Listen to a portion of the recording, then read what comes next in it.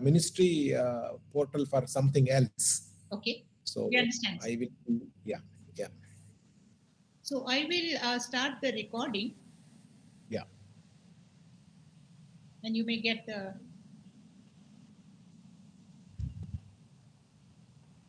Is this also YouTube relayed? Yes, sir. We requested the PRO to pitch in, and he has sent it on Twitter and Facebook. The social media part of it he's taking care. Okay. Yeah. But I don't see here live on Facebook. Maybe it's different with Google Meet. Usually you get a little sign at the corner saying live. I see. But Ashish said he would do it, right? Yes, he said. Yeah, Ashish has sent it. I saw it. Yeah, I saw the invite. Yes. I'll remind his office, ma'am. Yeah. So Shri, if there are any gaps, can you please coordinate? I'll look at it, ma'am. Yeah, thank you. So, good afternoon, everyone. I would like to start this meeting by thanking all of you who have spared your valuable time. And the cause is very noble and a big responsibility on all of us in the workplace.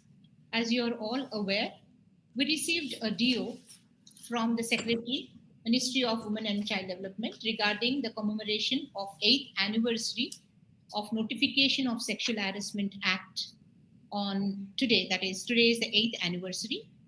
And as one of the faculty pointed out, in the circular that went, it writes as 8th anniversary of the sexual harassment, which is only an omission of the word act. It was not intentional and no implications. So, and by this letter, they requested us to conduct a program and then give them the updates.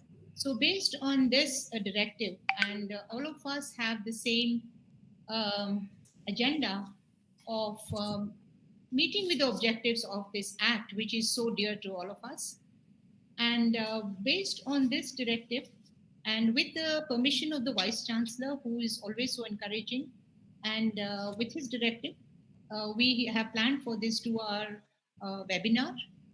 And the program is built up in this manner, that after my introduction, we will request our Honorable Vice Chancellor, Professor Vijay Rao, to give his welcome address. And the overview of, because there's long history to it, we may not have time for a proper presentation, but the experienced speakers would speak from their heart on this matter. So I don't, with or without a presentation, I'm sure you will see their heart pour out. And so the overview of the development or all the milestones in this development of this act would be shared by Srimati Kondavati Satyavati Garu, who is the Secretary Bhumika, and all the program is mentioned. If I skip something, it is not for any other reason except for the time constraints. This will be followed by the women's perspective by Professor Sunita Rani, who is the head of Women's Center for Women's Studies at our university. She will talk about the gaps and challenges. And then Professor Vijay Lakshmi will talk about the interpretation of the law, because she's a lawyer and she's a faculty at Osmania University. This will be followed by our very esteemed faculty, Professor Shanta Sinha, who, despite her very busy schedule, has agreed to join us for about 15-20 minutes as she has another meeting. And she would be talking about women's rights, not necessarily to this, but in general, expanding to women's rights. And the roadmap of the implementation of this at University of Hyderabad and all the giants who have worked this. We are just sitting on the shoulder of these giants and taking the credit for this, but the whole path has been laid out by all the esteemed faculty of the university who have contributed to this committee. And Professor Vasanthi Srinivasan, who has been there at the inception, she would be talking about the roadmap of the implementation at the university.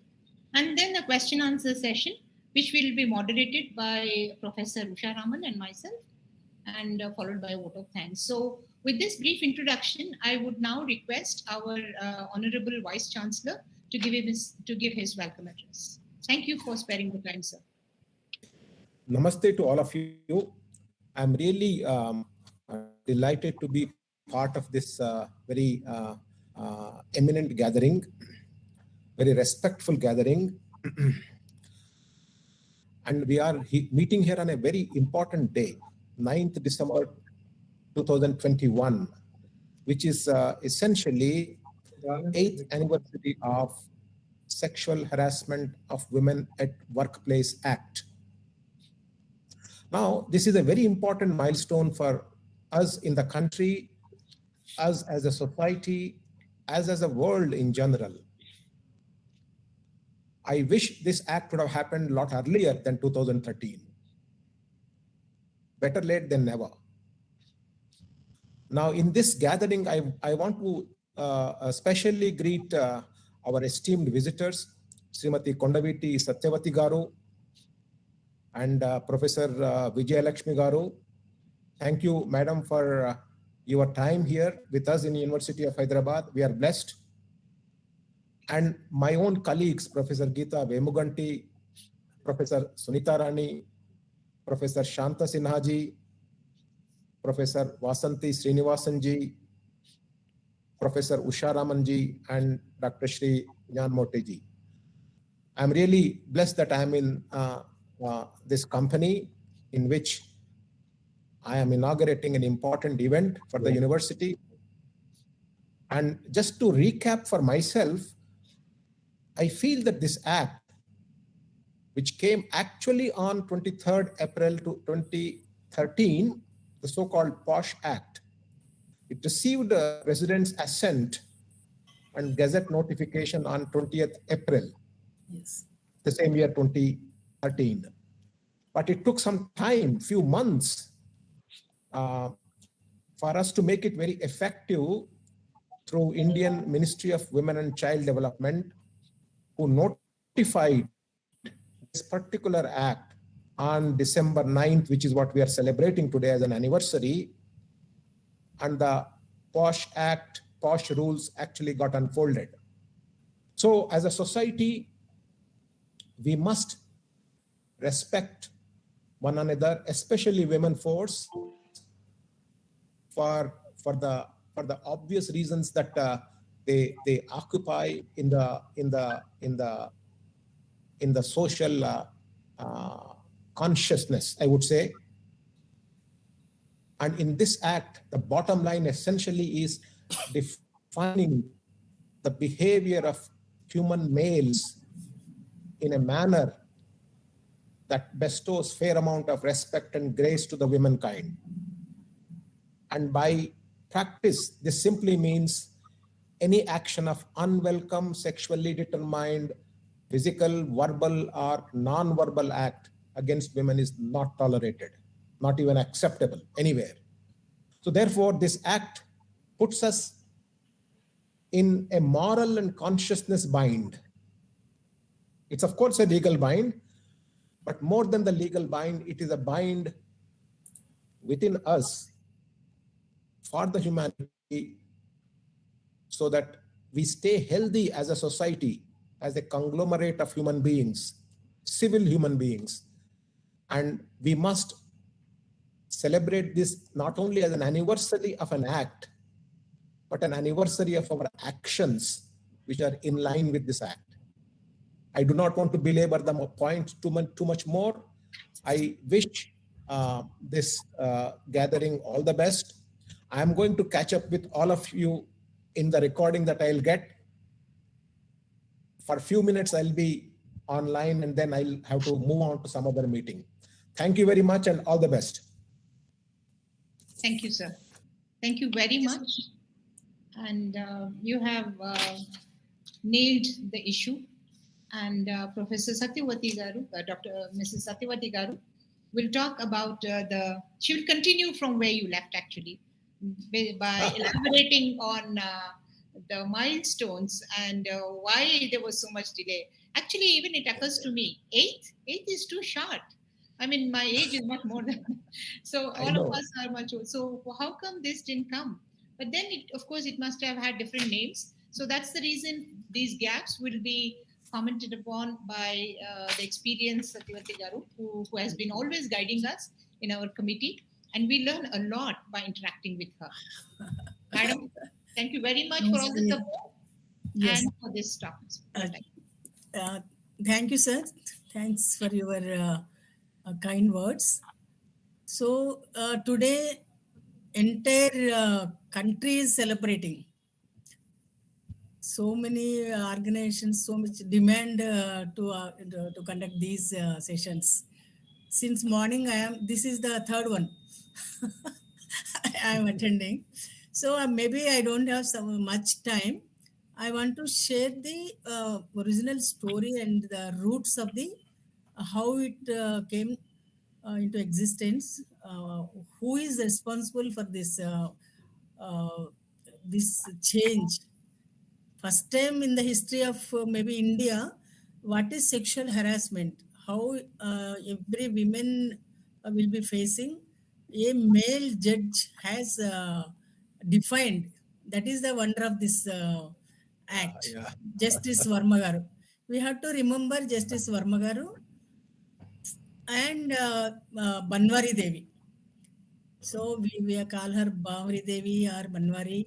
So I will start from Banwari Devi. Just I have only half an hour time. So I want to remember her. She is now 89 years old. She is very active. She maybe she didn't get her justice still now, but she gave such a nice act for entire Indian working women. Working women means organized sector and unorganized sector women. So last 2 years back also she was on roads, Dignity March. She led her procession with 10,000 women who are sexual violence survivors. She led the meeting up to Delhi. So she's a fighter. So we have to remember her. We have to thank her. Entire womenhood thank her, Banwari Devi, because of her fight. What incident happened on her gang rape and how she fought for justice. That is now history. She's still there. That is the great. She is fighting, still fighting. So I will start from there. In a remote village in Rajasthan, Banwari Devi was working as a Sathin. Sathin means a Anganwadi teacher. We call her Anganwadi teacher here. And she is from Women and Child Welfare Department, Government Department. So her prime duty is to roam in the villages and stopping child marriages. That is her duty. She will be visiting all villages, nearby villages, going there and counseling them and stopping the child marriages. Like that, one day she, while traveling in a village, one child marriage is happening. The child is very young, maybe 12 or 14 years old. It's a so-called upper caste family. So they are performing. So she went there. She went there and discussed with them. They fought with them and counsel with them. So she stopped the marriage. That was her success. But after 2 days, while she was traveling to another village with her husband is also there. So who were what the who where she stopped the marriage? The men, eight members of the same family, uncles, father-in-laws, mamas. So they gang raped her before her husband. So that was a very big issue. 90 maybe that is happened in 95, 96 years. So big uproar. Immediately she went to police station, nearby police station. The police refused to file a FIR. They never believed her. You are a Dalit woman, you will tell lies. We don't believe you, we don't register your case. So much uproar in entire India. Maybe some of you may be activists, women movements activists will be remembering. So we are also part of that. So after so much uproar and agitation, the police filed FIR. So after that FIR, the case went to lower courts. and ultimately it went to Rajasthan High Court. So here we have to, it's a shame for us. The High Court, what the High Court judge delivered the judgment, they never believed Banwari Devi, and the judgment was still also I feel very ashamed of that judgment. So they never believed her. They what the judge commented, you are a Dalit woman. Banwari is a Dalit woman. You stopped the upper caste families marriage, and they are upper caste. They never touch a Dalit women. How can they rape? So this is the judgment. It's official judgment. You can read. Some more comments are also there. So Banwari Devi don't get that judgment justice in Rajasthan High Court. So she kept quiet. What can she do? She is a very Dalit woman. She can't fight. So there is an organization like Bhumika in Jaipur, uh, Vishaka. Some people are Vishaka means a lady. No, she is not a lady. She is not a woman. It's an organization. It's a right-based organization, Vishaka. They filed a case in Supreme Court, public interest litigation. They filed Vishaka and some more people from Delhi also. Naina Kapoor. Then she was very active advocate in Supreme Court. Sakshi, some organizations. They filed a public interest litigation in Supreme Court. So Supreme Court take the case.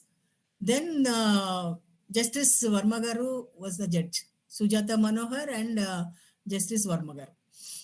So we never thought of a male judge will deliver such a wonderful guidelines. Understanding the everyday trauma, everyday suffering, everyday every working woman will be facing, and organized or unorganized. So the judgment came in 1997.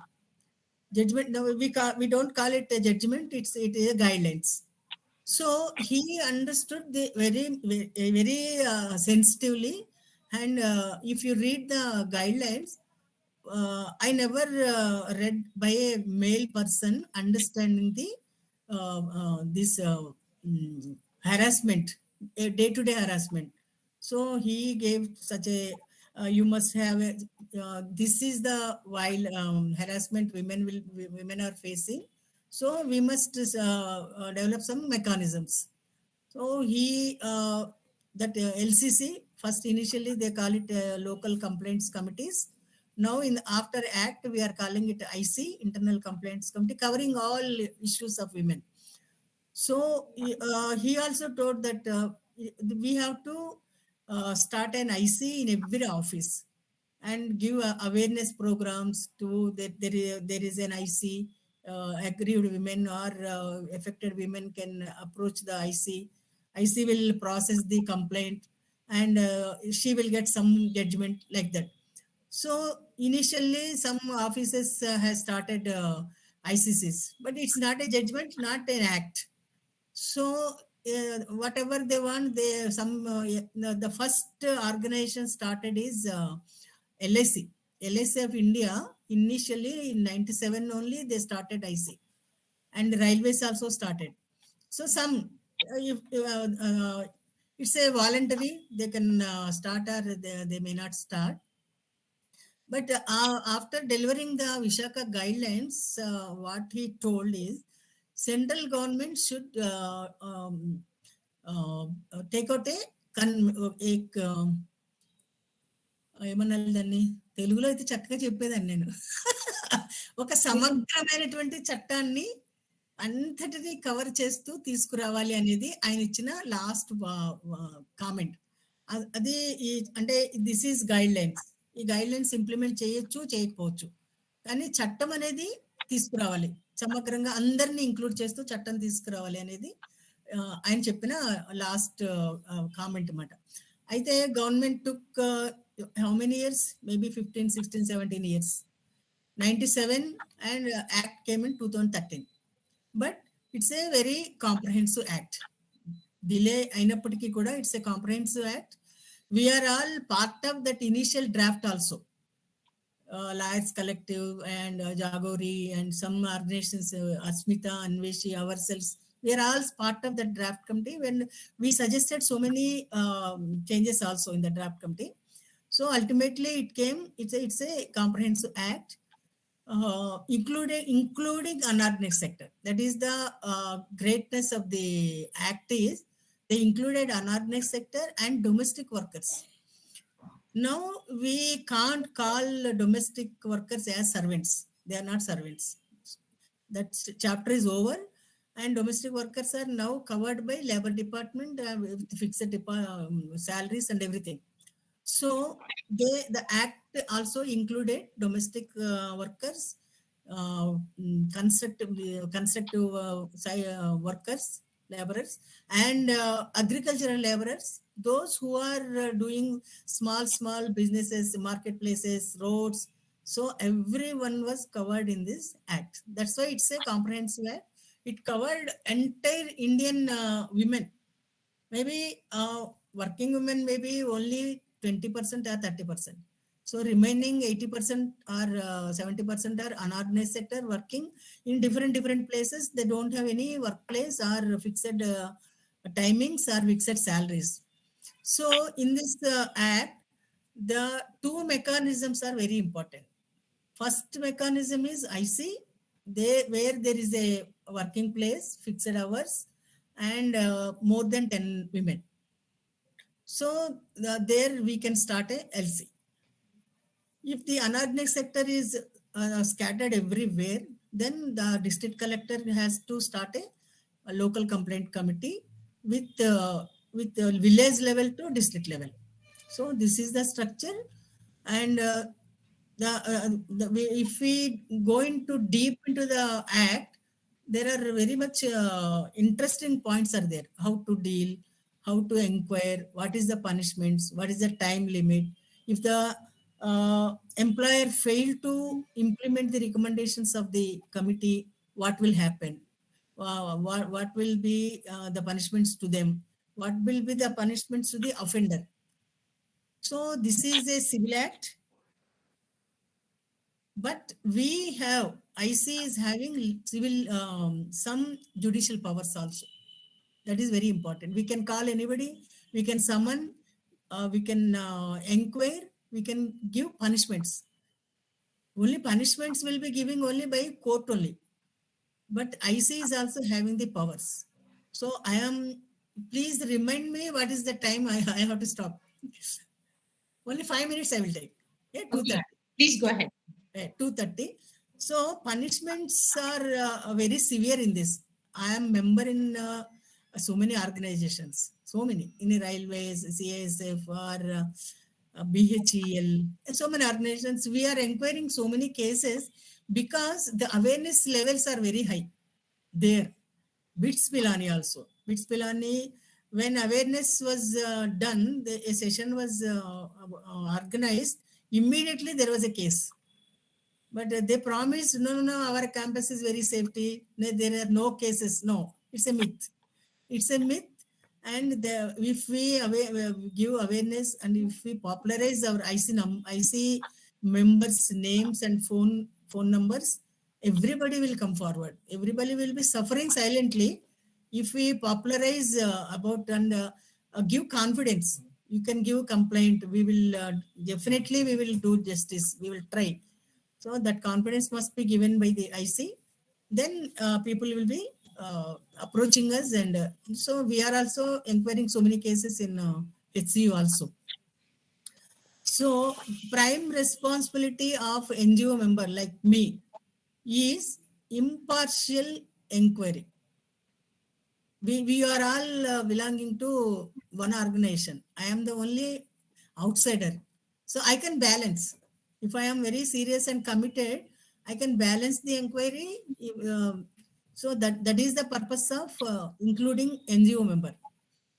So the role of NGO member is impartial inquiry, and like this session, popularize the IC and publicity of the act wherever your campus is very big, huge. We don't know whatever is happening. So we have to popularize. We have to paste posters or flexes like that. We can popularize. So maybe other people, Sunita Rani is also there. She will go deeply. Yeah, there is a need of amendment in this act also. So many gaps are there. So many gaps in LC also. How to implement LC means entire district. How to implement ISIS recommendations. That is also a gap. And compensation, in compensation also there is a gap. How to fix the compensation, how to pay. So it's some gaps are there. So you can discuss about them also. So this is the brief history of this act. We remembered the great persons. Thank you very much. So next time we will I have a PPT with everything, but there is no time now. So I will finish here. Thank you so much. Thank you very much, madam. There was a small gap in our communication. What? Yeah? Yes, can you hear me, ma'am? Yeah. I'm hearing. Yeah. Yes. Okay. So sorry, there was some mild, a few seconds of a gap. So thank you very much, ma'am. Yeah. I found it very interesting. On one hand, when it started, we found it very comprehensive and excellent. But with practice, we always find gaps, and that's what is important. That Yes. we make a cumulative, document of all these gaps, so that the next amendment when it comes, I Yeah. think it should address everything, and that's a very valuable take home. I feel. Thank you, ma'am. And we would take your help to, in fact, we were discussing with the Vice Chancellor and our members that we would have a tutorial for the university and Yeah. make it mandatory for everyone to take it and have an e-certificate for those who have. Many organizations have that. We will make Yes. way for that. Great. And for that, I'm happy to involve in that work. yes, Yes. ma'am. No We problem. definitely need your. Yes. Thank you very much. And Thank you. especially proud that you were part of that. Yes. You Thank you. yourself are saying that there's more to do in it. Yes. There is That's more. an honest way of చాలా ఉంది చేయాల్సింది. So చాలా much. సంతోషం madam మీరు వచ్చినందుకు. Thank you, Andy. Thank you all professors. I am not a professor. I am not a doctor. But you're more than that, madam. I'm sorry if I keep talking about it because అందుకు చెప్పడం అంతే. You are all doctors and professors. I am You are no less, ma'am. I am an activist. That's it. మీకు ఇంకెక్కువ ఉన్నాయి honours, అందుకనే it doesn't fit into professor or doctor. You're more than that. Okay, ma'am. Thank you. Thank you very much. I am leaving. Yeah. Yes. Thank you. And so this was, very. I wasn't aware that she was part of the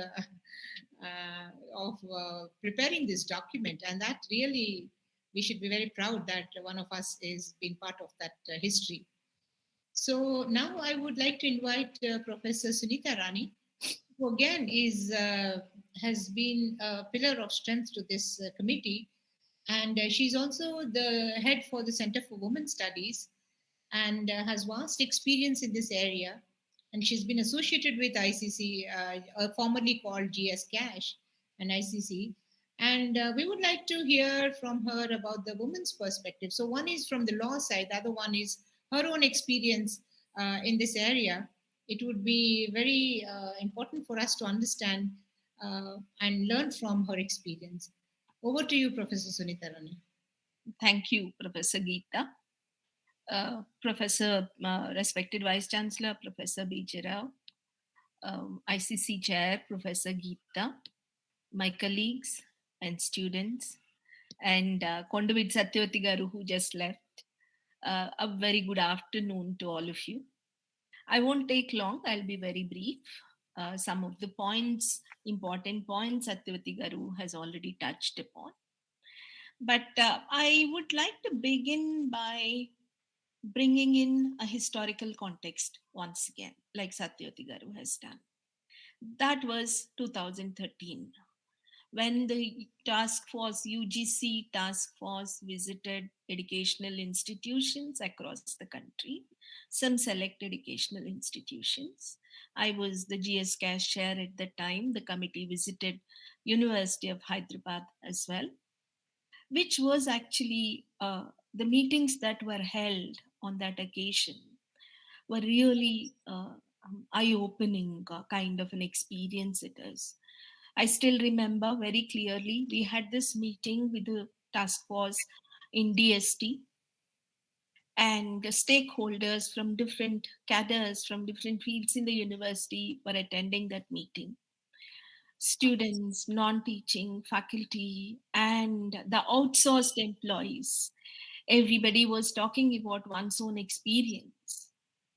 And that is when we realized, like talking about the gaps, like how some people are outside the purview of GS Cash at that time, like Dr. Geeta rightly pointed out, how they had grievances related to sexual harassment, gender discrimination, but they were not really in the purview of the ICC. We didn't know what to do. And also, they were facing certain issues which could not have been listed overtly, explicitly, openly under sexual harassment, but what was happening was sexual harassment by using power, by using position, and the some of those fourth class employees, outsourced employees particularly, started shedding tears on the days itself. I think these incidents, such instances and events actually make us introspect a lot about the laws that are available, that the laws that are accessible to some and inaccessible to some others. Satyavati garu did point out that there has to be confidence given to those who want to approach ICC. Very true. Again, as GS Cash, when we met students of different departments and schools, some students actually had an emotional outburst, and they started shouting, saying that why should we come to GS Cash? Because GS Cash calls us names. When we go there with a complaint, we are called names. Then why do we have to go there? I think the victim blaming is one of the major gaps. May not be with our ICC, but victim blaming or the survivor blaming is one of the major gaps in the implementation of the acts that are available. Yes, we have to give them confidence to come to approach us, to make them think that we are there to listen to them. And we are not going to brand them, we are not going to label them in a certain manner. It is a reality that every society has hierarchy of credibility. All women are not the same. We want all women to be the same. We definitely want all women to be equal, but unfortunately, all women are not equal. This is really unfortunate. Social, cultural, financial reasons make us like different. Different is not a problem, but unfortunately, we are also being shown our place based on inequality. So, a hierarchy of credibility, as it is identified, as it is called, as it is named, I think the major responsibility for the ICCs is to break this hierarchy of credibility.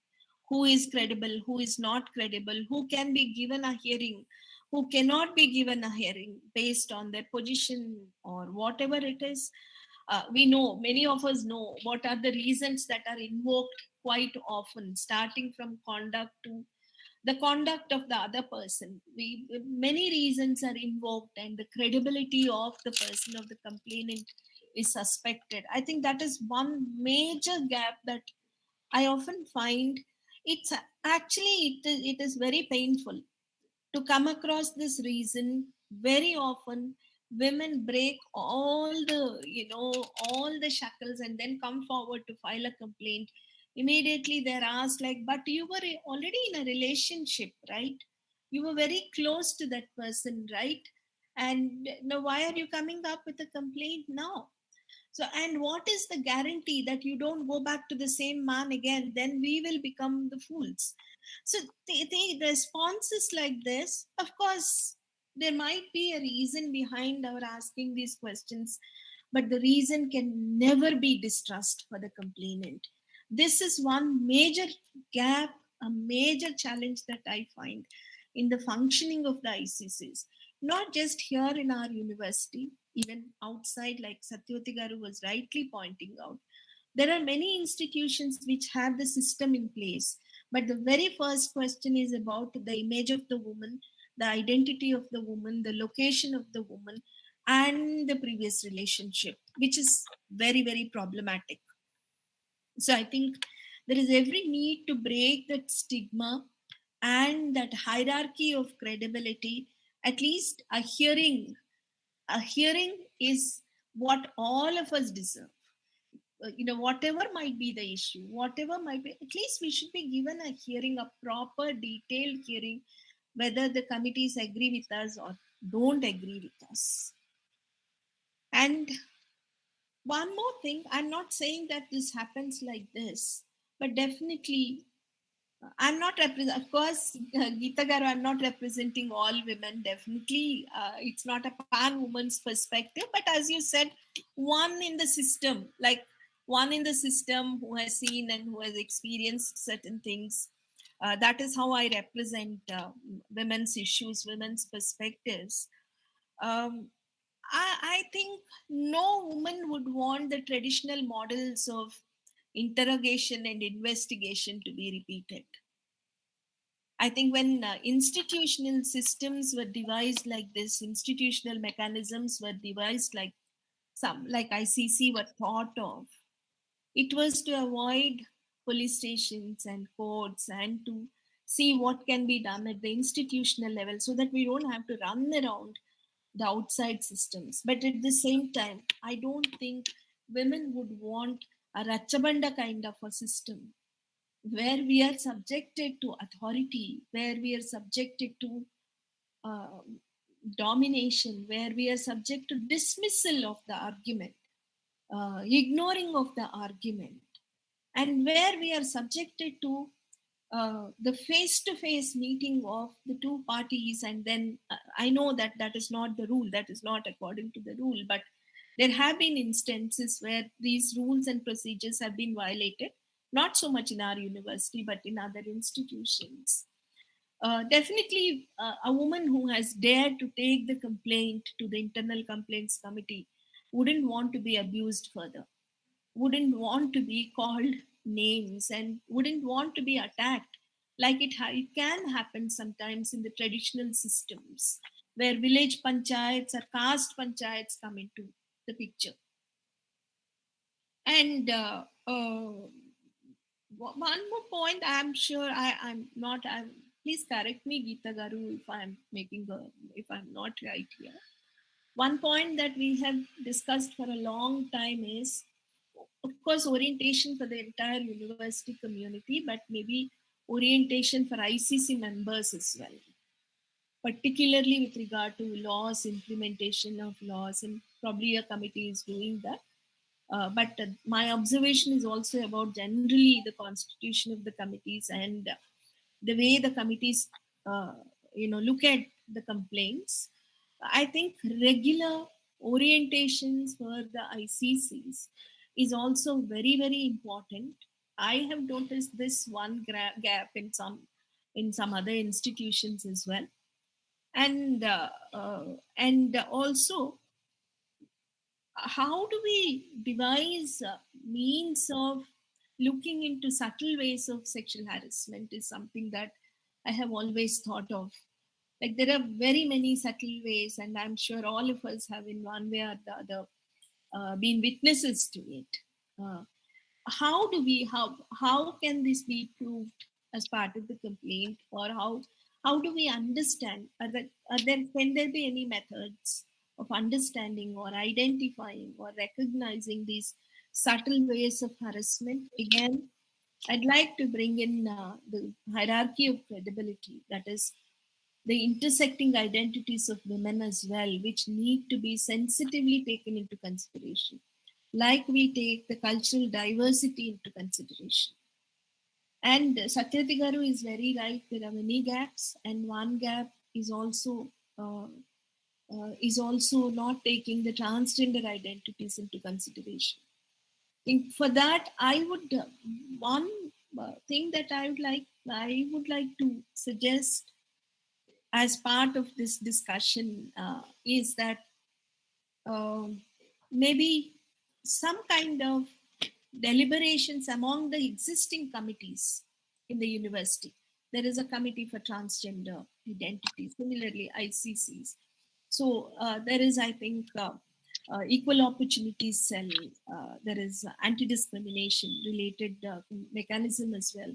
Maybe somewhere coming together of all these committees, having discussions would also be very helpful, particularly for the functioning of the internal complaints committee, I thought. And also, I saw when I came in, I saw Professor Bejirao, our Vice Chancellor as well. And Dr. Geeta was also referring to the ideas to spread awareness, maybe develop a module, have an orientation for all the faculty, non-teaching, everybody. There were attempts made. I must say that there was very strong resistance that came from some of the sections saying, why do we need sensitization? Do you think we are all insensitive? Everywhere that is the response that comes in. I'm sure now things have changed. I'm sure they'll take it in a little more welcoming manner. But not just one training or one orientation, probably repeatedly from time to time, like maybe every semester, would be very helpful, I suppose. Some time ago in our academic council, a proposal to offer a 2-credit course on different forms of discrimination, how to understand the discrimination and how to prevent it, that discussion had come up.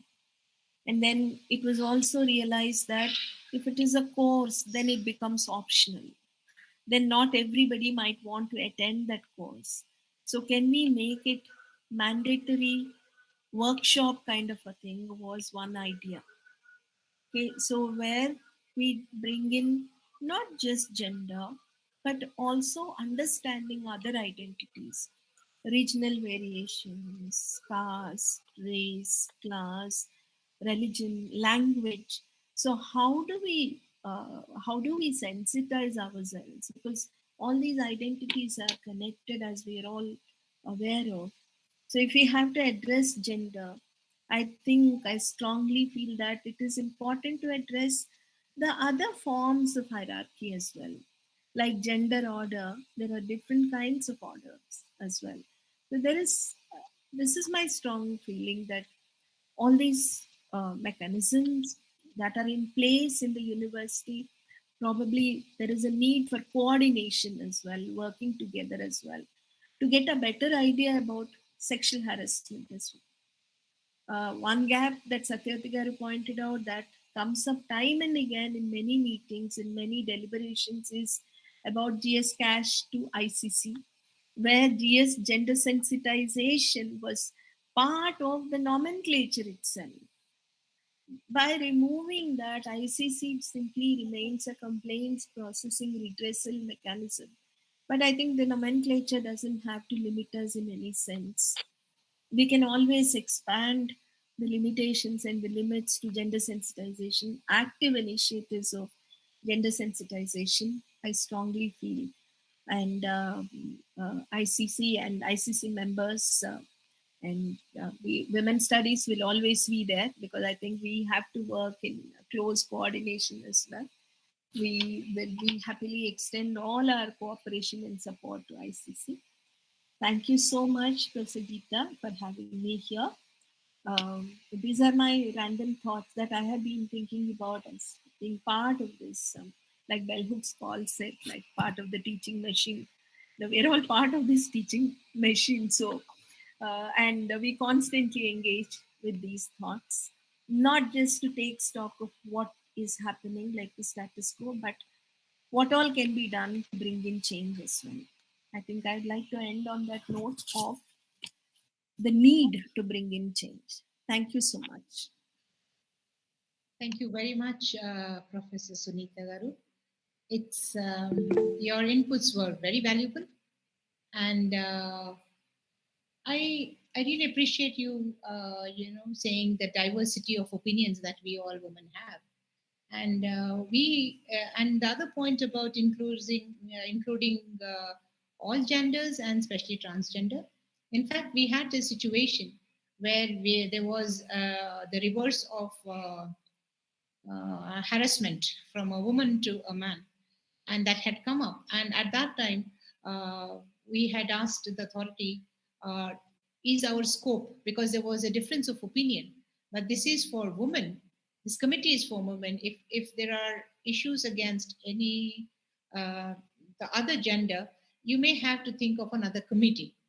So that's as you rightly pointed out, things evolve over time, and as new things evolve, we need to find new solutions, and including of transgender or all this. So that's another point we had experience, and addressing the finer things about sensitivity or some people not wanting to speak.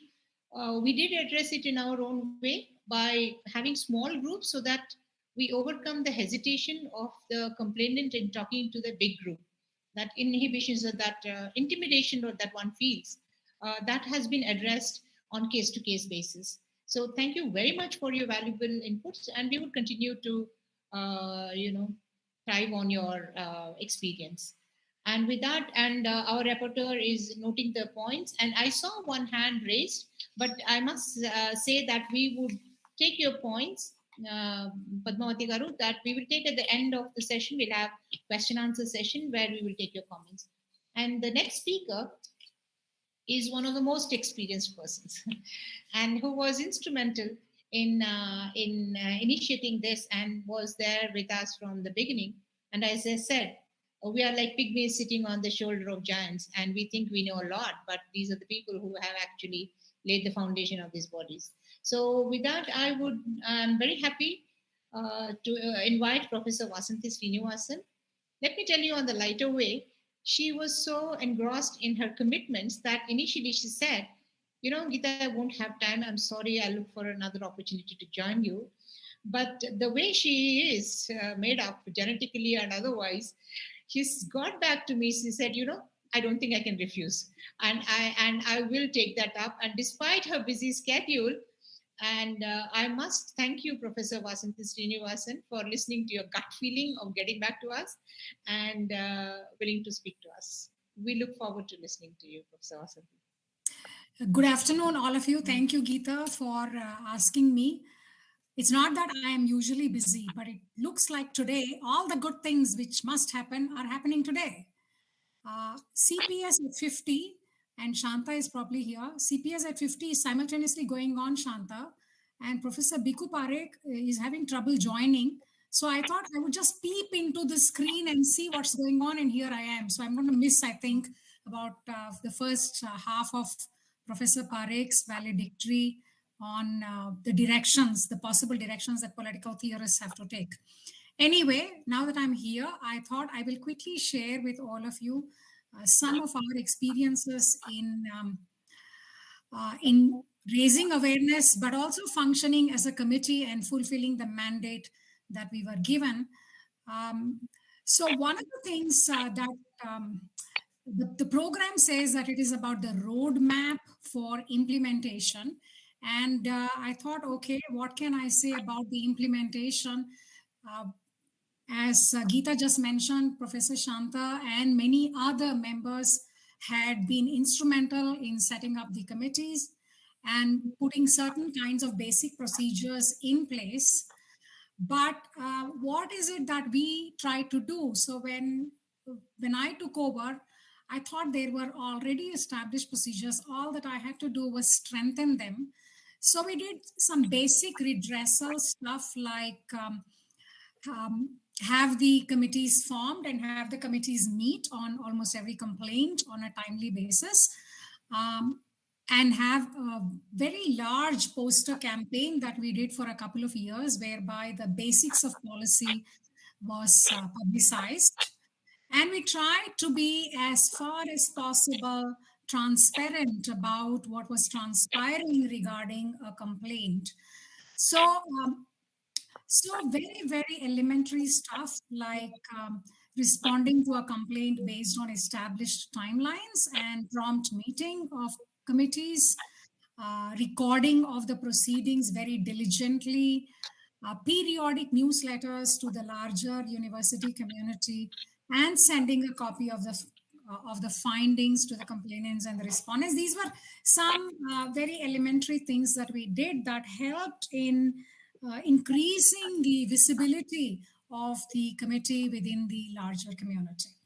But I don't want to just talk about these procedural things that we did. I want to reflect with you on something that is there in the Act and that I am both philosophically and politically interested in, which is the notion of conciliation. If you recall, the POSH Act specifies in Chapter 4 the possibility of conciliation before an inquiry and at the request of the aggrieved woman with some conditions. And it says there should be no monetary settlement and there should be a recording of the settlement arrived at to the employer, aggrieved woman, and respondent. Now, there were various reasons why I was interested in conciliation. A, because in any academic setting, we know that there is a lot of mentoring that goes on, and there's considerable affection between people who are in possessions of power, in this case, the teaching faculty, and sometimes maybe the administrative officials, and the students that we are addressing on a day-to-day basis. Now, I know that there are considerable misgivings about this clause on conciliation in the law. And I think Aisha Kidwai put it most powerfully when she said that conciliation is presented in this act as if it was the normative and foremost expectation of law. The big problem with this clause was that people thought that the survivors may be intimidated into simply settling the issue, and this might just boil down to some compromises that are being made, and often these compromises would be only restoring the status quo. Now, when we started actually learning on the ground and up and running with the complaint process and the inquiry process, we realized that even though we had the powers of a civil court, we had very little expertise in filing proper charge sheets and actually doing the process of inquiry in a way that will be legally satisfactory and so on. So what actually transpired then was that we were engaged in conciliation processes, but we were engaged in conciliation processes with with self-conscious understanding that this must proceed from the request of the aggrieved and that there must be a recorded settlement that is there given to all the parties concerned and the administrative unit. Now, why am I interested in this, and why did the committee get interested in this? For any committee of this kind, even though continuously we were saying that sexual harassment is not about sex, but it is about power play, and we were continuously hammering into the audience that it is not the intent of the perpetrator, but it is the effect of a pattern of conduct on the aggrieved that we are concerned with.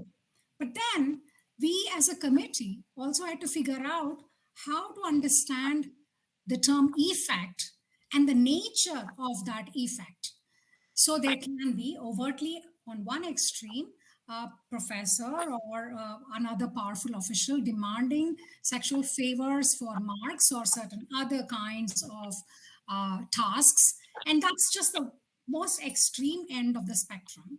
And then you may have at the other end a male professor who ignores routinely a female student's question or makes jokes about women's intellect, and that might be the other end. And there is a whole gamut of actions that happen in between. How do we assess the differential effect of some of these activities? This comes into play when you look at the cases and the actual complaints that come to the committee. There were instances of caring, which one might actually smile at, such as in one case, not in this university, but in some other university, of a professor caring so much about the absence of a student that he ended up at the hostel. And then there were other cases of people asking their students to share details about their love lives and to actually tell them what's going on in their personal lives. Now, so I think in some cases, the complainant was very clear about the harassment and the impact and would actually come out and give a complaint. But in many other cases, we would only hear of this and we would not really be, we sometimes could take up, but we would not be in a position, in a strong position to take up some of these other complaints.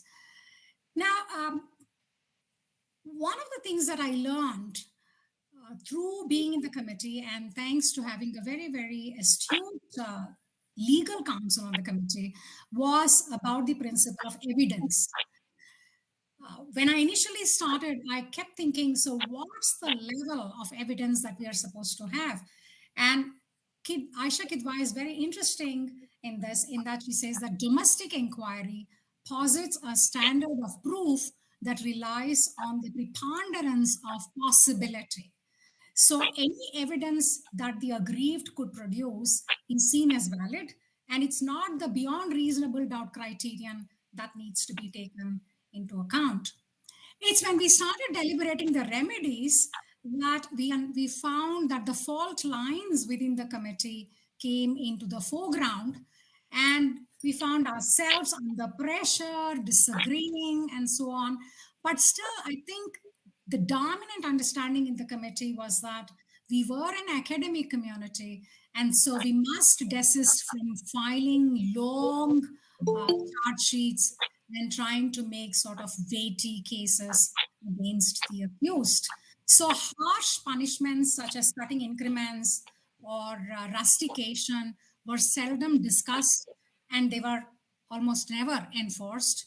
And we found that there were other ways in which the power of this committee was effective. In fact, in many, many complaints, and this is something I'm sure others will attest to here, a simple warning by the committee members was sufficient in settling the complaint and sort of satisfying to the extent possible the complainant.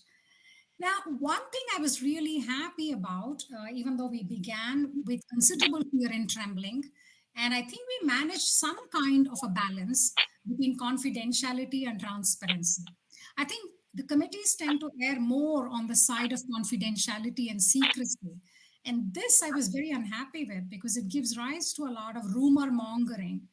And so we decided, I think also based on certain precedents that existed in the university, that we will have some neutral sounding newsletters, which would actually give some sense to the larger community of what were the complaints about, what was the nature of the action taken, what was the timeline, and as always, we scrupulously avoided mentioning any kind of identity markers in those documents. And I want to show you a couple of those newsletters from 2015 just to give you a sense of what we did. And the final one that I was really, really happy with was how we split the findings, the report, into two parts. We had a part on findings, which we would give both the complainant and the the respondent and the administration. And we had a larger report with the recommendation for action, which was given only to the Vice Chancellor. We thought that this move would actually facilitate the aggrieved to pursue further action. But we were surprised that a lot of complainants, either because they were very happy with the findings, which confirmed their own grievance, or because they had simply left the institution, or in the worst case scenario, they had absolutely no trust in the institution, they seldom pursued, even though I thought we were empowering them with a set of findings. I mean, I'm yet to figure out why they were not so keen on putting pressure on the admin to actually carry out the recommendations. So my final thought for this afternoon is that while we did inquiries where they were warranted, I still wish we had larger debates in the university community about the way to go about the general problem and widespread problem of sexual harassment. Would we want to proceed further along the lines of retributive justice? Because we know that it seldom actually pans out in terms of reforming the respondent. Do we want to still go in that direction? We know that even in the worst extreme cases, when we say it has to be rustication, it is seldom enforced. Or do we want to go in the direction of what is now called restorative justice? So the question is no more about what law was broken and who broke it and how should they be punished, but could the questions be who was harmed, what do they need, whose obligation is it to meet those needs, and then go through a face-to-face dialogue or circles of dialogue so that we actually meet the needs of everyone impacted, beginning with the survivor. Now, this is a debate I would have liked to see, but I think we took very small baby steps in that direction and with mixed success. So I want to just present for you the 2 slides that I have of the newsletter and conclude with that. Do I have a second, Geeta, or have I overshot my time already? No, it's okay. Professor Shanta is here, but I think a couple of minutes is okay. Please go. Just a second. I'm not going to take more than that. I'm just hoping that I'll be able to. Please go on, Vasanthi. No, 1 second. I'm not going to please go on. I'm asking to share. Please go on. So here, can you see it, the slide? Yes, we can see the slide. Yeah, but so I think you'd have to make it slideshow. Yeah, I have. Can you see it now? Is it showing now? Not in slideshow, so it's too small. Maybe you can read out. Yeah, it should Vasanthi, just make it a presentation. Can you put it in, or is it a PDF? It is already a PPT. Okay, let me try. Then just click on slideshow. Just click on slideshow. But my computer is not doing it. You know what I'll do? I'll just show it to you from my Windows document. Just give me a second, okay? We can enlarge it maybe. Yeah. You know, while she gets that, it's very interesting that she brought in the reconciliation step. We can talk about it later. So can you see it here? Yes. Yeah, so you can see what we try to do, which is the nature of the complaint, the date of the complaint, recommendations of the committee, and the remarks. And I think that this is something that we did diligently every 6 months. It must be just my bureaucratic mind, which I didn't think I had, but I discovered I had. So this is also something we were very happy with. And I think Sunita's committee had already started doing poster campaigns. We built on that strength. There was considerable debate on whether Yamini Reddy's dance program, based on one particular myth, I think, of a powerful goddess, was to be even held. And I think we had a very interesting conversation with some students on that. But this is what I wanted to show you, that one can strike a balance between confidentiality and transparency. Anyway, so that's all for now. If I had time and I wasn't missing Professor Parekh, I would have had a story to enliven this. But this is all for now. Thank you very much, Geeta, and wish you all the best. Thank you, Vasanthi. You brought in a new flavor to our discussion, and your experience is so vast. And the beauty of the intellectuals is that they bring in such varied thinking and the out-of-box thinking, I would say. So they read the lines, they read between the lines and out-of-the-box thinking. So these different. I'm amazed at the diversity within the university and the new thought process that comes in, and all the things that you have laid down, Vasanti. I have read every document, in fact, that you have prepared, and all the developments that have happened over the years, 2012 till now. We had and how even the representation of different members, how it should be brought into the committee. All those things we read, because when we have to repeat it, we have to see how we have to do it again, like getting in the students' representatives and how should they be, elected, and so on and so forth. But I like your reconciliation process that you discussed, and the beyond the reason, proof that you reiterated, uh, and restorative measures. So these are very interesting concepts, and I'm sure we'll have an opportunity to discuss them at length. And with that, on behalf of everyone, I thank you, Professor Vasanti, for your wonderful insights. And thanks for all the work that you have done till date. Thank you so much. Thank you, Professor Shanta Sinagaru. I cannot tell you how grateful we are to you.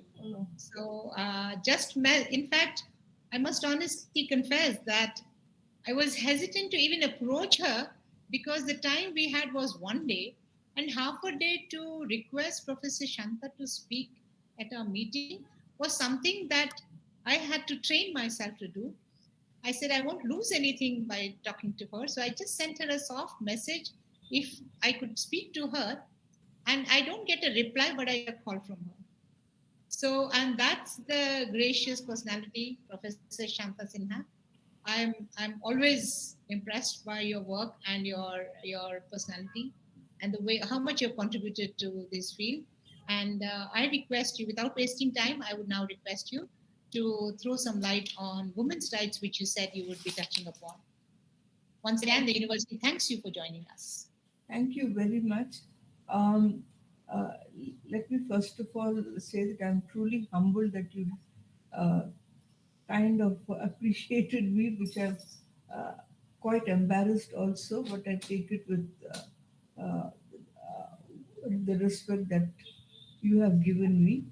And I heard Basanti the last couple of seconds, I must say, and I wish she had continued and that we didn't stop, because what I have been tied up since the last afternoon up to now, so I have not even given the thought that it deserves. But I thought, because it was University of Hyderabad, uh, how can one say no? So I thought I must be part of this program that is really talking about women, women's rights, rights at the workplace, and the sexual harassment. So let me just tell you that since Vasanthi had just spoken, I was the first one to chair the Committee Against Sexual Harassment in the University of Hyderabad. And in fact, uh, I really was not aware of how one could even handle it, and almost ran it like a court. The nuanced way in which Vasanti talked about it, now I feel maybe I should have known some of those processes. And I'm truly impressed by the summary that you gave about the process of reconciliation and restorative justice, which was just not there anywhere in the radar when I sat down at the cash meetings, when there were complaints of students against students, and also students with the faculty. I will not mention names, but something that strikes me even today is the fact that one of the faculty members passed away while the inquiry was going on. And I could never really find out whether it was due to the kind of inquiry we conducted, or whether uh, it happened naturally. I mean, sometimes I nurse a sense of guilt. Sometimes I think I'm not responsible for this. So, what can happen is not within our control. And these are such delicate matters. I'm just rambling. I can give you one example from the field experience that I've had, where we were training girls, to say no to sexual harassment, no to sexual violence in every school. So there was a group of girls who said they were being stalked every day while coming to school, and we taught them about POXO, and we said it is a criminal action to be stalked. You don't have to have penetration, you don't have to have physical touch, but that you're stalked every day and that you feel uncomfortable, that is sexual harassment. That is not eve teasing, it is sexual harassment. So these girls went and complained to the school teacher that we are being harassed. The teacher said, I don't know how to handle it. You handle it yourself. That was the response. I could understand the teacher also. I mean, the children were militant, but the teachers were not part of the training program on sexual harassment. And so they just didn't know how to take it. So the children, all these girls got together and they said, look, it says you can make a complaint to the police station. So these girls went to the police station and said, we were stopped and these are the sections and you have to catch the boy. So the policeman went and caught the boy and then got these girls to take a slipper and beat him up at the police station. He didn't take recourse to law. He didn't take recourse to what the act said should be done. He thought he should satisfy these girls. The next day, the boy committed suicide.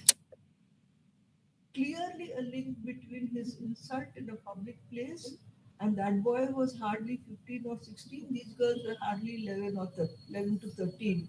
You know, when you talked about the processes of reconciliation and restoration, these are the incidents that immediately came to my mind that something could have been done with a truth and reconciliation program, even when we are talking about women and sexual harassment.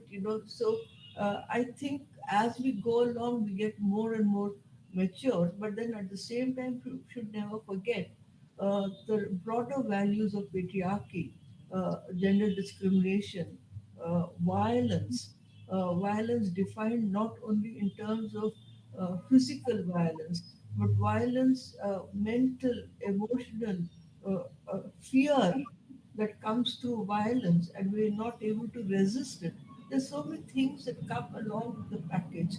And sometimes, when again, I'm just talking from experience, that, that there is this thing that why is it that men do it and women do not do it? What is it? Maybe it is their biological, their physical urge, which men have and women don't. And I have to constantly combat that argument and saying that we are all made the same and equal. We all have the same sexual urges. But then the men have been brought up in a manner that they can get away. The patriarchal values, the ideology with which they are born, not they're born, with which they grow up, uh, gives them a feeling that they can get away and that it is their right to. The thing of toxic masculinity is something that determines their behavior in a manner that uh, they think it is their right. And all the whole, even in the society, even some enlightened women think that perhaps it's natural for men to be sexually aggressive and it's not for women to be aggressive. If there was that kind of upbringing, women would also perhaps be sexually very aggressive. So in a way, I think they have been brought up to think that they have full authority and control over a woman and her bodily integrity. And they're brought up to think that on one end of the spectrum that they are protectors of women, and on other end of the spectrum, they're brought up to think that they have the authority and control over women's body. What gives them that right to insult, to humiliate, to bring fear into a woman and her bodily integrity is something I think is a social construct. It's not that they are naturally like that. This is the most abnormal thing that has happened in their upbringing through masculinity that they think that they can get away. And I think it is these progressive laws that have come to place to tell them that, look, you have to be respecting equality, you can't instill fear, and telling women also you can't tolerate any insult to your body. You know, you can't be so lacking in self-esteem, so lacking in self-confidence, so much of endurance of pain and tolerance that you will not even say that this is wrong and you will not even complain. So I think it is this men getting away and many condoning them getting away, that it is natural for men to be aggressive is something that we will have to constantly combat. And here also it is her, it is, I think, important that we make out lists of things that enable men consciously or unconsciously to behave in a very cruel manner. I wouldn't even say in an animal-like instinct, because I don't know how what instincts animals have. But then this is essentially cruelty, and how this cruelty is so pervasive, and how one thinks that it is the privilege of men to be so cruel, and we will have to constantly question it. And I thought I would just tell you about the thing of protection, that men think that they're protecting women. Again, I go back from the anecdotes that I have, because I have been working with girls a lot. They tell me that again, I work with 11 to 18-year-old.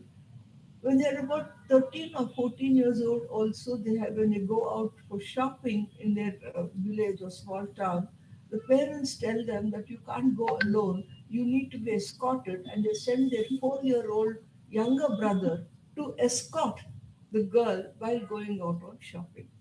So, what is the boy learning and what is the girl learning in the process of a ordinary practice of the girl going to the market and the boy protecting the girl? So, the 4-year-old boy is already told that you are the protector. You have to take care of girls, and this is your role. This is so much part of patriarchy, and also building in the notion of masculinity, that male is a protector, that in a way the woman can't protect herself. That there is already insecurity, this pervasive uh,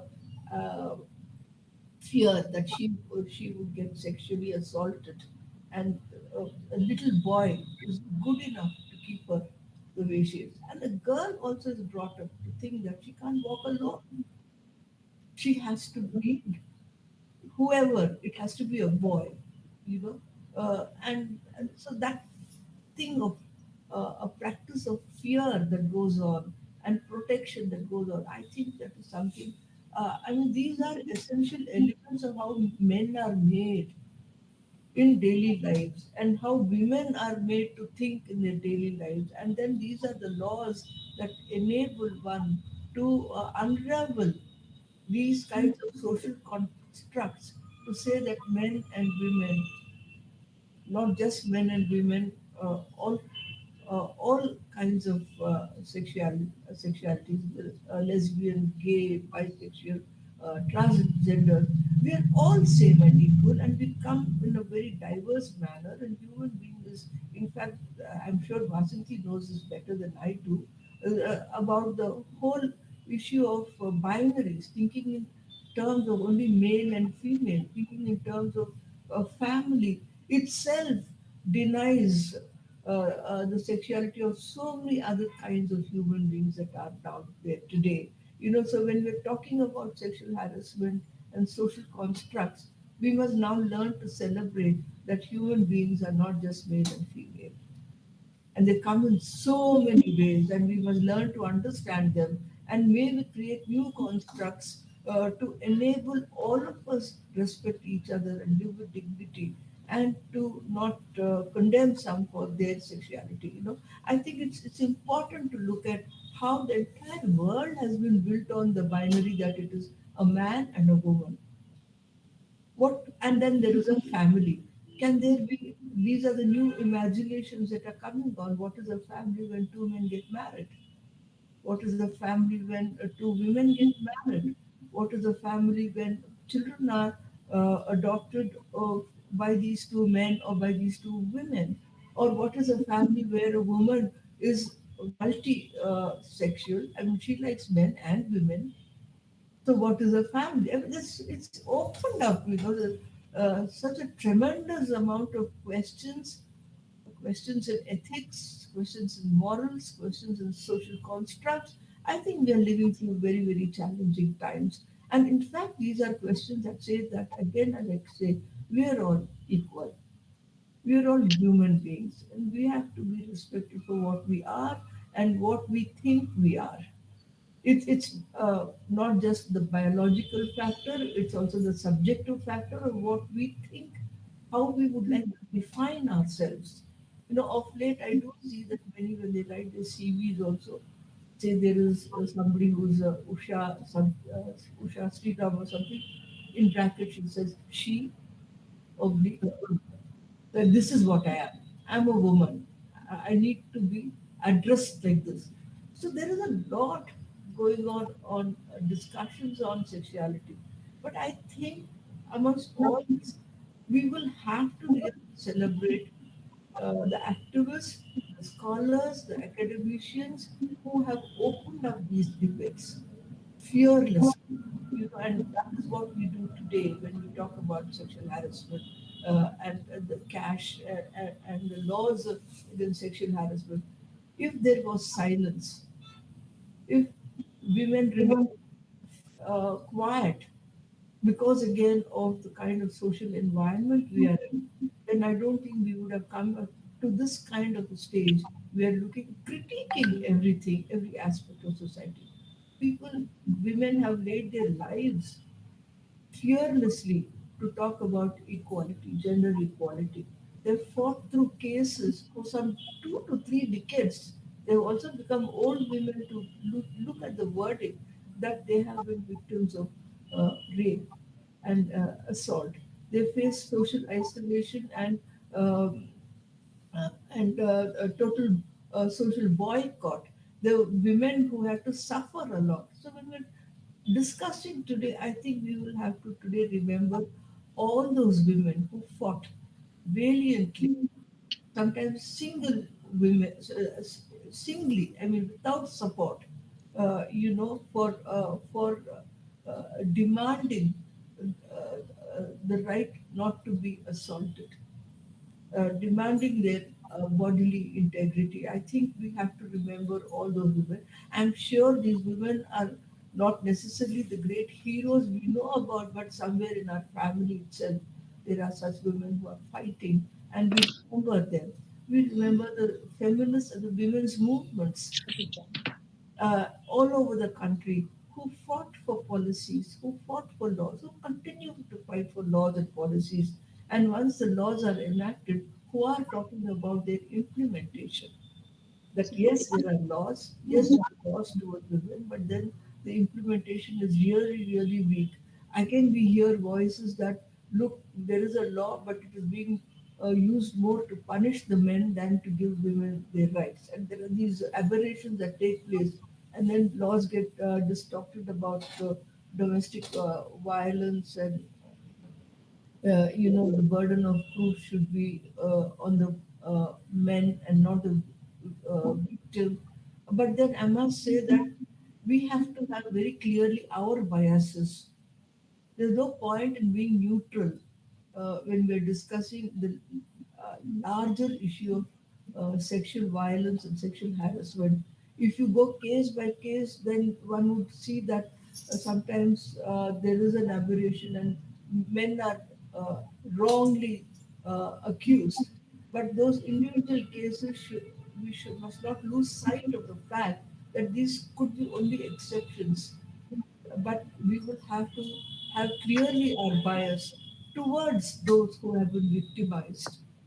And that would be the women, that would be men or women of other sexualities. So I think the trans women, the transgenders, I mean, these clearly we must know where we are and what our biases are.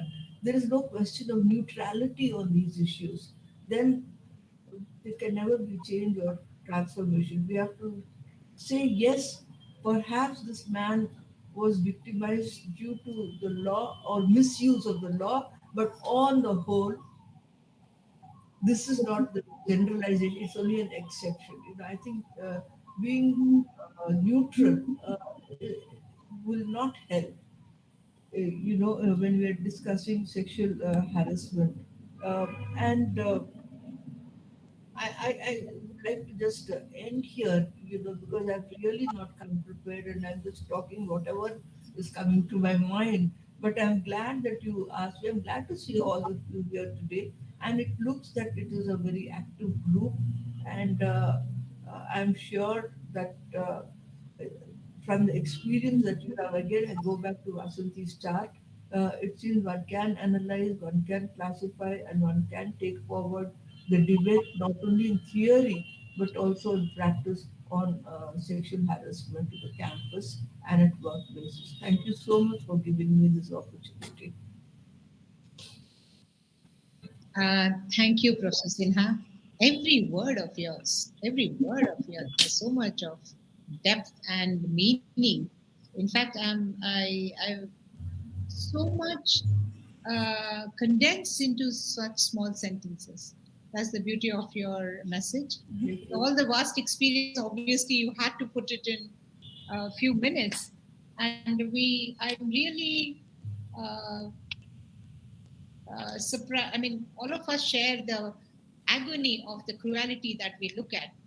And being a doctor by profession, if the same anatomy of two people are saying, what right one has to violate the anatomy of another person? I mean, I think there are various opportunities for us teachers to sensitize our students.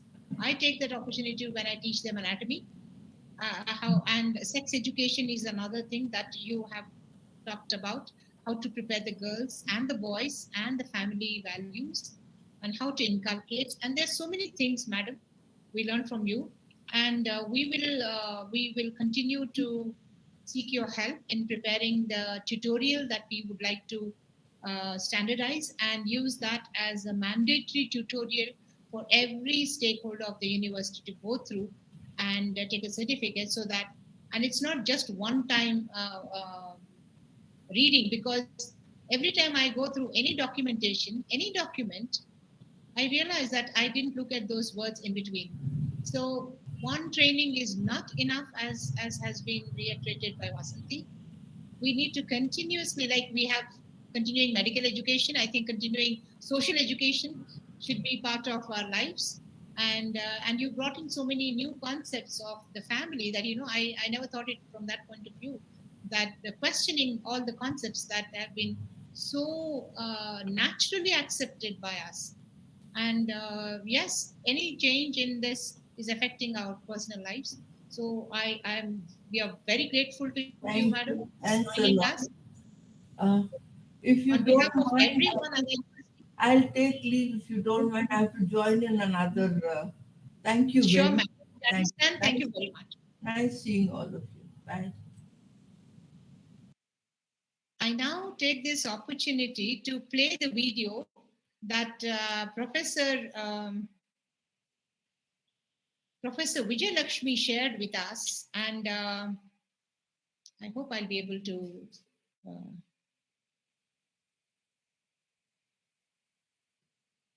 So, sexual harassment in India is an offense against women. It is an offense under the Indian Penal Code and special law, that is Protection of Women from Sexual Harassment, 2013. Half of the population in India are women, but still the harassment is committed by the male people against the female. Among the 50%, half of the women are working women. Either they are working in an organized sector or unorganized sector. As far as working women are concerned, whether she is working in a secure place or a place where it has not been secured, the harassment is one and the same. You come across n number of cases in the government organizations as well as in the private organizations, including the unorganized organizations as such. When you see the victims of sexual harassment, 1/3 of the domestic workers are being harassed, 29% of laborers are being harassed, 23% of domestic servants are being harassed, and 16% in small scale industry are being harassed. As far as harassment is concerned, when a male and female are working at a particular place, either it may be a superior and subordinate or a co-worker, the proximity theory of victimization will be applied, which shows that the distance between the employer and employee, or we can say the distance between the victim and the accused person as such. So, harassment, the term has not been defined anywhere under the penal laws. It may be a kind of receiving, how a woman is going to receive, how objectionable the acts may be. It may be in the form of physical harassment, mental harassment, or any type of harassment which is going to be committed by the wrongdoer. As far as sexual harassment at workplace is concerned, we can trace back to Banwari Lal. We can trace back to Banwari Devi case in 1992, where she is a rural development programmer, and under that particular program, she is the employee where she is supposed to organize or spread awareness among the public, among the villagers relating to child marriages as such. She come across a child marriage where she reported the incident. Unfortunately, because she has reported, she was raped by the village people as a retaliation. As far as historical perspective of sexual harassment is concerned, we can trace back the landmark case of Vishaka's case, which is popularly known as, which was taken place, or which happened in 1992. And at that moment, there was no particular law to apply for that particular case. She was a social worker where she was supposed to spread awareness among the general public in that particular village regarding the child marriages. She come across one incident of child marriage where she reported to the police, and she was raped by the villagers as a revenge against her for reporting to the police. This is committed by the employer, or criminally intimidating a person has not been a combination, or it has not been a specific offense as such. So, in a way, the fundamental rights of the women are being injured. The gender discrimination was there. Right to life and liberty was at danger. Then they felt that there must be a law. As far as constitutional provisions are concerned, Article 14, 15, 16, and 21 are important articles relating to sexual harassment at workplace. Article 14 deals with equality before law. 15 deals with prohibition of discrimination on the grounds of religion, race, caste, sex, place of birth. Article 16 deals with equality of employment, and Article 21 deals with right to life and liberty. As far as women are concerned, there is no security at workplace. We do not have the liberty to live, to work in a particular organization as such. In one way or the other, the women are being harassed by the male people at workplace. Apart from the constitutional provisions, we do have the directive principles of state policy, which secures the women with par with that of men. Article 39A of Indian Constitution deals with the equality or adequate means of livelihood for men and women, which includes healthy environment at workplace, unfortunately, which is not there today. As far as international convention is concerned, CEDAW is one convention where the women rights are being secured, whether it may be any kind of violence against women. All are being brought under this international umbrella where we can, or where the countries have adopted and enacted special laws relating to women as such. After 16 years of the incident, the special law relating to sexual harassment at workplace was enacted in the year 2013, which is titled as the Sexual Harassment of Women at Workplace Prevention, Prohibition and Redressal Act 2013. As far as definition of harassment is concerned, it has been defined under section 2 clause N of the Act. Sexual harassment includes like physical contacts or physical advances. It may be a demand for sexual favor. It may be a request Ma'am, for you can see sexual your WhatsApp favor. on the screen. Maybe the words which are colored with sexual remarks, or it may be pornography material which is shown to the women as such. Any kind of unwelcome physical, verbal, non-verbal conduct of sexual nature amounts to sexual harassment, which is committed at workplace. As far as sexual harassment is concerned, 81% of women face harassment at workplace, and 51% of the women sexually touched without the permission of the women, and 41% of the women are being harassed through the use of technology.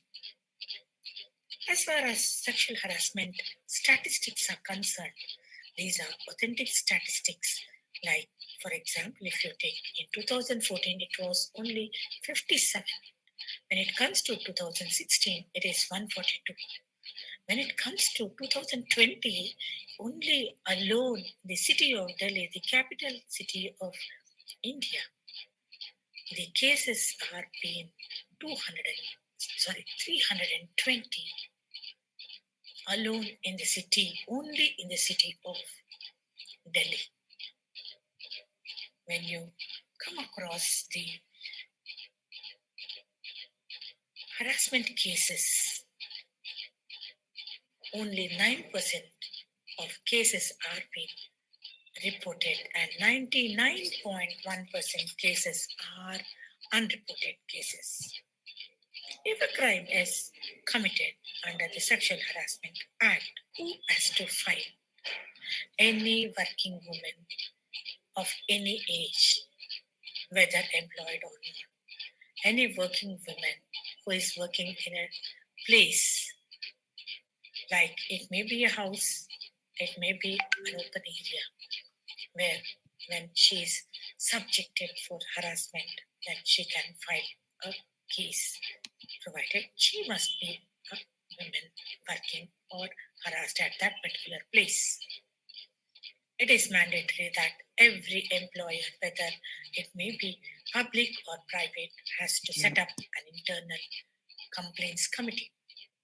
A complaint of sexual harassment is to be filed under Section 9 of the Act to the Internal Complaint Committee, that is ICC. It must be in writing and it has to be given by the aggrieved women.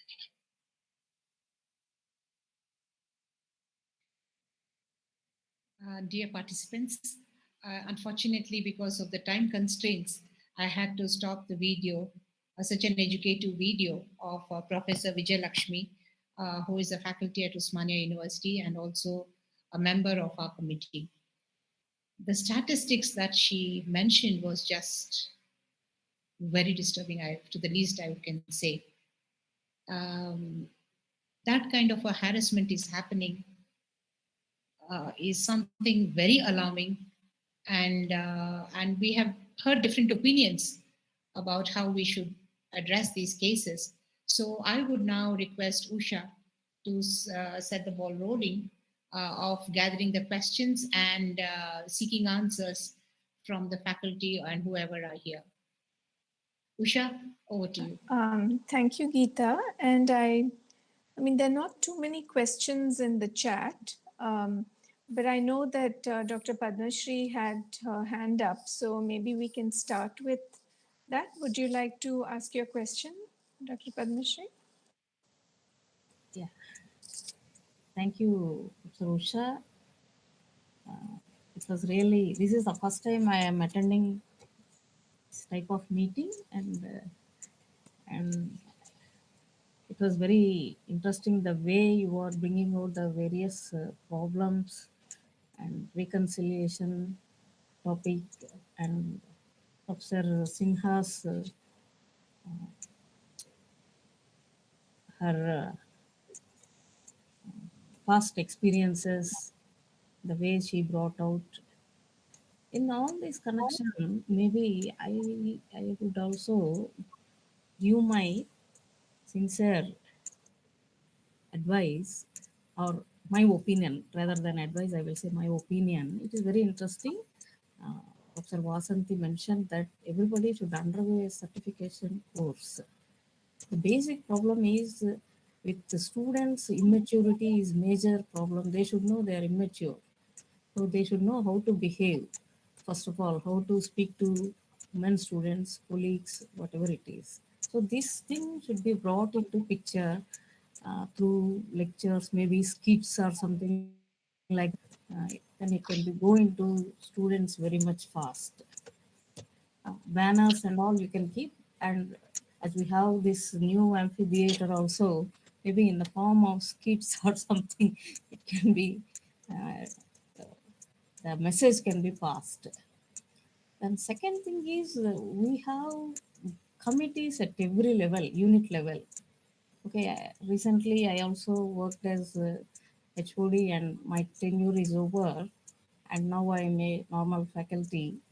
But still I face, I had undergone several experiences with this. Then I realized when we form a committee, we just form the committee from the existing faculty. We do not know. For example, if I am given as a position as a chairman, I myself doesn't know what is right, what is wrong. There is no awareness among the faculty. So first faculty should be trained, and only trained faculty should be given this position, whoever has to be nominated in the grievance committee.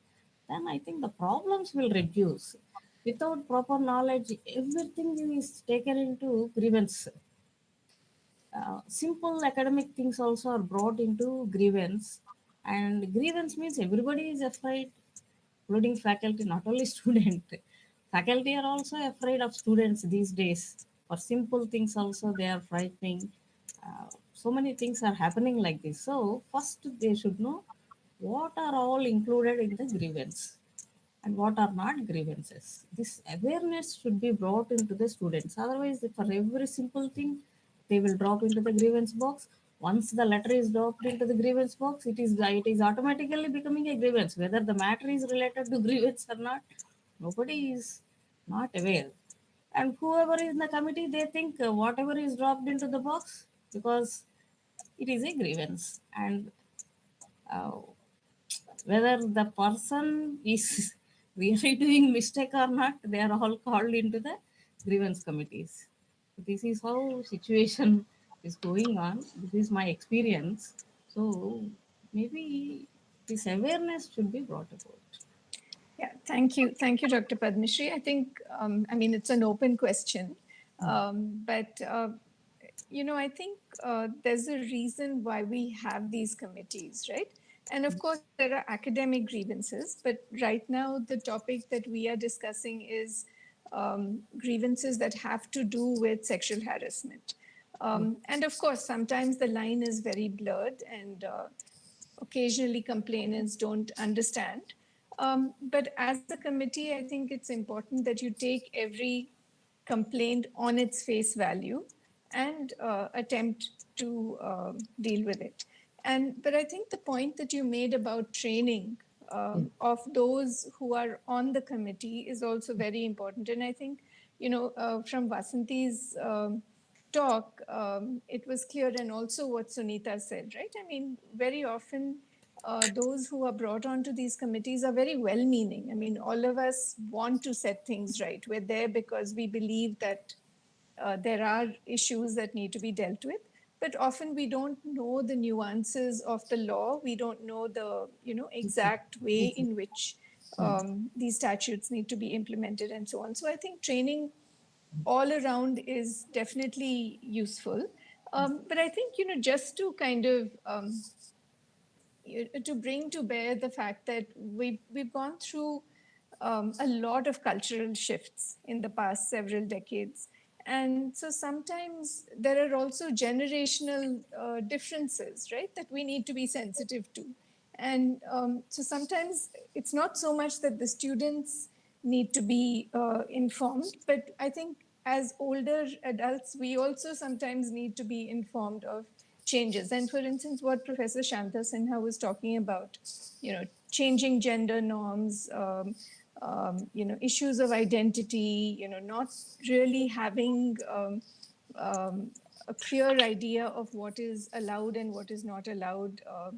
All of these things I think keep shifting. So I think Geeta put it very well when she said, just like we have continuing education in other professions, we probably also need continuing social education. And I think that works across generations, not just for students, but also Exactly. Yes, for yes. faculty. Of course, you are right. All of us should be trained in this direction. Right. I mean, And if I may add to what Usha said, one of the things that we do when we join a committee is first share the SOP with everyone. And like in ethics, it's similar to ethics. So we do have an orientation for all members, whoever joined the committee. And the committee constitution actually take care of the differences and of our diversity. So we bring in the social scientist brings in one aspect, the medical. So the way the committee is constituted actually brings in their natural expertise as well as their trained expertise. That's one thing. And as you rightly said, I'll just give you one example of the accreditation principles. The accreditation of hospitals and labs is a very important. It's a nightmare actually. We take years to prepare the document. And after everything, I learned from one of the experts to summarize the whole accreditation process in 3 ways. You know what he said? Anything that is stationary has to be calibrated. Anything that is moving has to be trained. Anything that is done has to be written. This summarizes everything. So we are all moving people, so we need to be trained and we need to be updated on all the recent advances in our respective fields and what are the bylaws. And because we do, like Vasanti emphasized, documentation is not only, it is a necessity, but it's also an art. So being brief, brevity is an art. So same way, we need to practice how we document our findings and then separate out the description from the summary and then the resolution, because we interview them for hours, and to condense them into few sentences, it's not easy because we are afraid that we will miss out something. So that is something. I mean, I don't know how we can train ourselves, but this is something that all of us in administrative positions need to do, of documenting appropriately so that succession plan is evident, because the next person who reads it should catch up from where we left in case the case comes back again. So that is something that, and especially being teachers, we need to train ourselves as well as train our students to do proper documentation. And Padmasree, your point is very well taken about orientation. In addition to sharing the SOPs, we do have, in fact, there has been a notification of a 2-day workshop in December, which was circulated to us, and we would have some of the members undergoing this training, and then we will have the training of the trainers, then followed by a dissemination program of this. So I think it will set up a chain reaction of training. And we had some video presentations, some students' activities, but because of this pandemic, I must confess that we have there has been a slackness. But we would take it up, and all your points are very well taken of orientation, training, etc. Yeah. As we go for CAS, some things are mandatory. This certificate also should be made mandatory, madam. Then only everybody will participate. Otherwise, I don't think they will take it seriously. Actually, I already mentioned it that if all goes well, we are preparing a document. It will be something like a tutorial. And like in ethics, we have to undergo a GCP or good clinical practice training. So we will make that tutorial mandatory for all stakeholders of the university. I'm reiterating that. And I will take inputs from all of you. And at the end of it, in fact, many organizations have that. It has a questions at the end of it. Only if we clear those questions, we get a certification. If we get any of the questions wrong, we won't get it. So it's a self-training tutorial, and hopefully in a couple of months we should be able to put it together. Wonderful. I see Padmaja's hand. Yeah. Yeah. Padmaja? Yeah, I'm sorry that I had to attend some other meeting and so I joined a little late. I seem to have missed some points, but definitely I have been listening to Professor Vijayalakshmi's talk, and definitely as some of our friends, colleagues have also been mentioning, very enlightening. And when we look at the statistics also, it's really mind-boggling. So, in continuation of what Professor Padmasree has been saying, I also think, I support whatever she has said. I also think there are two levels or multi-level orientation that we have to give. One at a faculty level and two at a student level. At the entry level itself, during induction programs, be it for the faculty or for the students, at the entry level itself, I think the basic level orientation to basically to gender sensitization, to what is good, like how we tell children, young children, what is abuse and what is not abuse, in small, tiny, like Professor Geeta has been mentioning in briefly, but at the same time, very precisely, the way we tell, probably some pointers, some indices, some important points which give them orientation. Number one, that's the first step. The second step that I would say is time to time reinforcement. It's like, why should we do it is a different question. That question does not have an answer. If why has an answer, we wouldn't have to do all these programs, isn't it? Why is a question which cannot be unanswered, which cannot be answered. It's an unanswered question. So I think time to time reinforcement in terms of small programs, be it in terms of certain postings on the website or in terms of brief panel discussions or open fora where we have discussion or talks or webinars, whatever we can. I won't say too many, but definitely some reinforcement, time to time reinforcement. I think that would help at least to a little more extent. We are already putting up the signboards and all, which I have been telling in some of our meetings earlier, that we are doing from our side. But at the same time, people do not know what is the difference between friendly talk and ear teasing, for example. They don't, at least they proclaim to be, ignorant of that. We are all aware of all these things. They say there's a friendly, it was just a friendly pat. They do not know the difference between hitting someone and a friendly pat. So, sometimes, the seemingly ignorant actions may really cause a lot of damage at a psychological level and a social level, at a psychosocial level to the other person. So probably these do's and don'ts and the indices, and also of course the codes of conduct, though we cannot tell anyone about the code of conduct as such, at least the do's and don'ts, probably at the induction level itself, would be what I would suggest, and time to time reorientation. Thank you. Points very well taken, and we'll continue to. Arshay, you've been very quiet. Would you like to say something? Unmute yourself, please. Ma'am, legal person क्या यहाँ मौजूद है? अभी नहीं है, वो चले गए, but doctor Vijay Lakshmi is a legal person. आप कुछ कहना चाहेंगे? Will take the message. नहीं मैडम, कि इस तरह के केसेस जो कि किसी लेडी को कोई जैसे वर्क प्लेस में हरास कर रहे हैं, और वो भी कि मतलब एक लेटर के जरिए के लेटर कोई लिख करके कि मतलब उसमें नाम नहीं मेंशन कर रहे हैं, लेकिन लेडी को हिरास कर रहे हैं कि इसका इलीगल रिलेशन है अपने कलीग्स के साथ. इस तरह के अगर इस तरह का आया तो क्या ये सेक्सुअल हिरासमेंट में आएगा इस तरह का केस? क्योंकि लेडीज के साथ ऐसा होता है, ये मैंने देखा है इस तरह से कि एक लेडी को हिरास किया जा रहा है और लेटर के थ्रू, और वो लेटर एनोनिमस लेटर है, मतलब किसी का नाम मेंशन नहीं है उसमें, लेकिन वो जिसको हिरास किया जा रहा है वो लेडी है, वही वर्क प्लेस के सारे जो उसके फैकल्टीज है उसके साथ इलीगल रिलेशन बता करके. तो क्या मैडम ये सेक्सुअल हिरासमेंट में नहीं आएगा? ये मेंटल टॉर्चर है ना एक तरह से.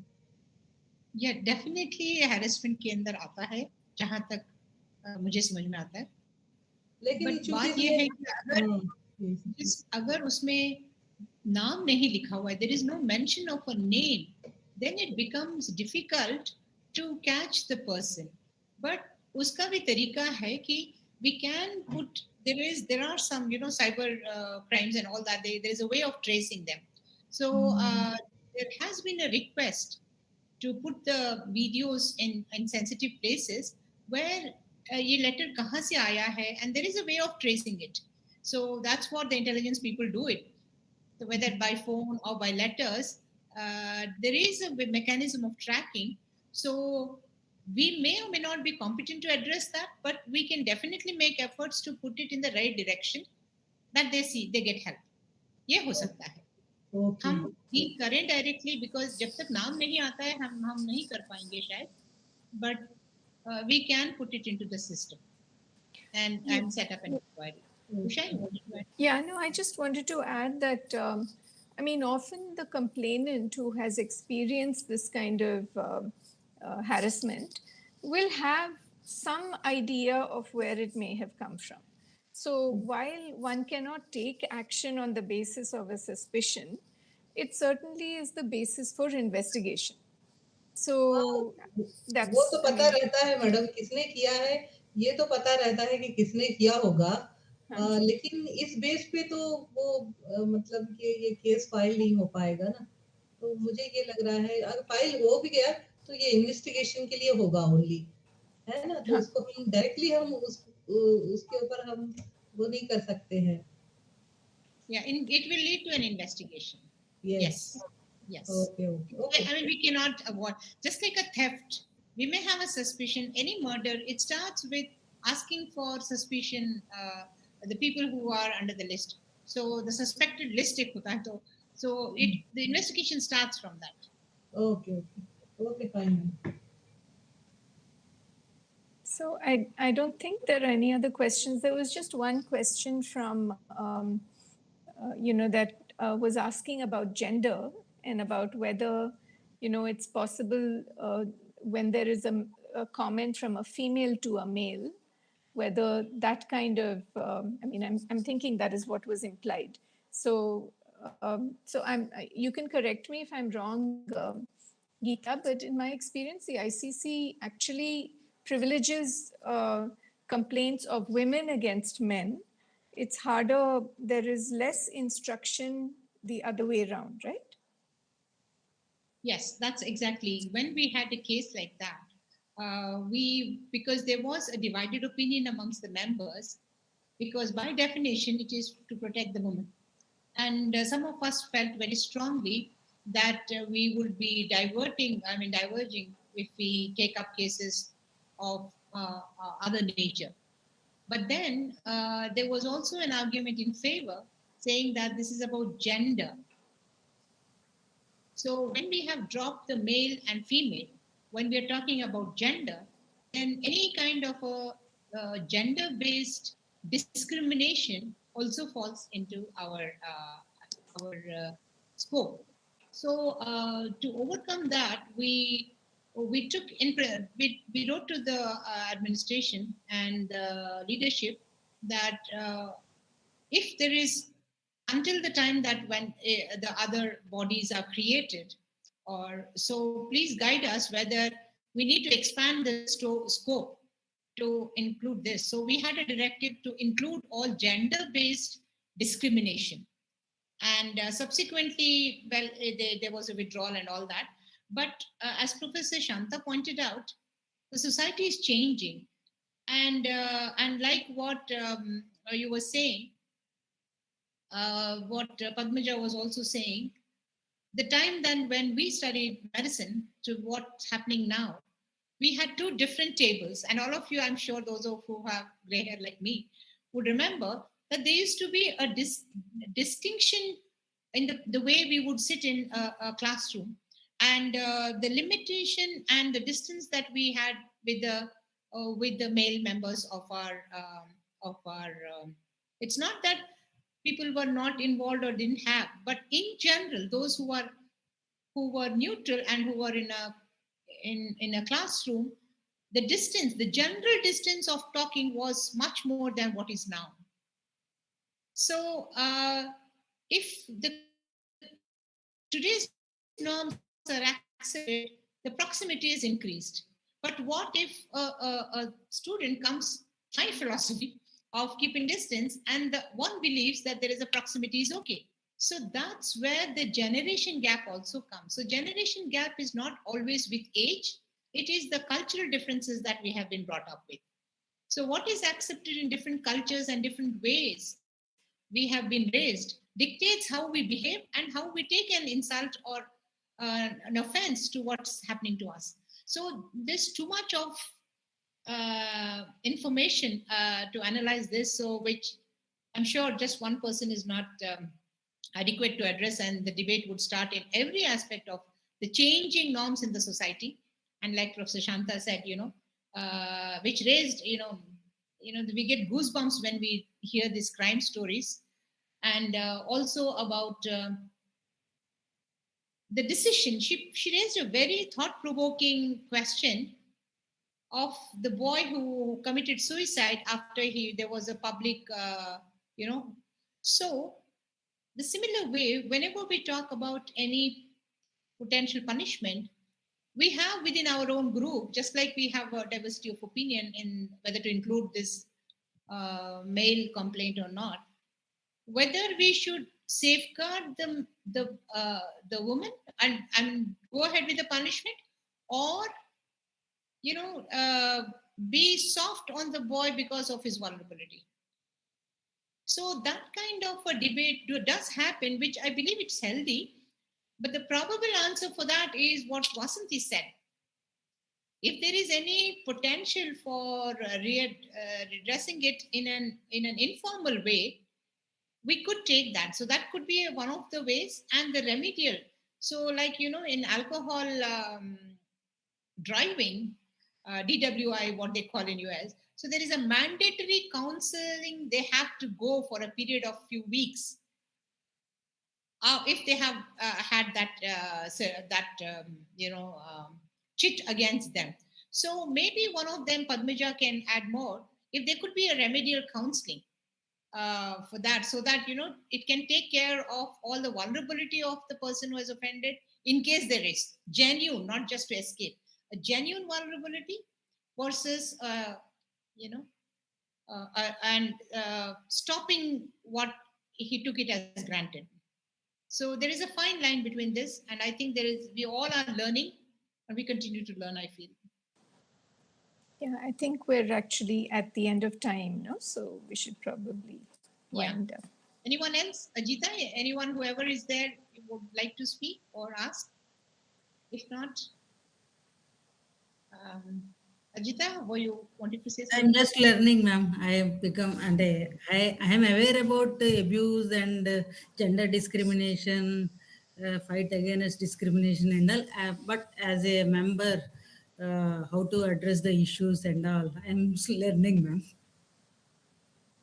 I don't have much to speak. We have already, we got so many angles like redressal mechanism. That's what we had recently also had a discussion, no, ma'am. Punishment is not just enough. We have to have a facilitating or some people genuinely may they change as you suggested if you give them an opportunity and counseling. That's what. Thank you, Yeah. ma'am. Yeah. So one example I remember is, we cannot do a HIV testing without having a counselor around. Yes, ma'am. So taking that example, and I think we have learned a lot. We will prepare a summary of this meeting, and this recording would also be, the summary of the recording will be shared, and the tutorial. So we will be in touch with all of you. And any inputs and comments are welcome. You can send us through email. With that, I would like to request our convener, Dr. Shri Gyanmute, to propose a vote of thanks. Thank you, ma'am. It is wonderful that we have pulled off such a informative and useful, meaningful webinar at such a short notice. And for that, I think the encouragement given by our Vice Chancellor is very, very important. The kind and encouraging words Dr. Bijar have said in the beginning. And I think it is the boon of the post-pandemic era that we could arrange so much at such a short notice, and because we don't have to physically attend them. But I'm glad that so many eminent speakers have consented to speak on this occasion, and they have joined us, and especially to mention Satyavati Garu, who gave us the brief history of this Sexual Harassment of Women at Workplace Act 2013, as you rightly pointed out. I was also wondering how recent this act is. And Sunita Renedevi, it was a pleasure to hear her. I have heard a lot about her, but it was the first time this platform has given us the opportunity to listen to her thoughts. And Vasanthi Srinivasan, we have had myself and Anupama have had the pleasure of working with her for 3 long years, and we have seen from close quarters how she works, and it was a wonderful experience, and it was, as always, a very nice to hear her on and give her thoughts to us. Vijayalakshmi Garu could not join, but as I said, we have learned how to use this difficulty of pandemic to our own benefit, and she has sent us a video which was very informative. As you said, the statistics were very, very disturbing, but then this is what we should take forward. And all the members who have joined us, those who could not join, they have given their support. Arshia ji, Anupama, Dr. Anupama, and Dr. Padmaja, and I believe Dr. Sunanda also has joined. I thank every one of them.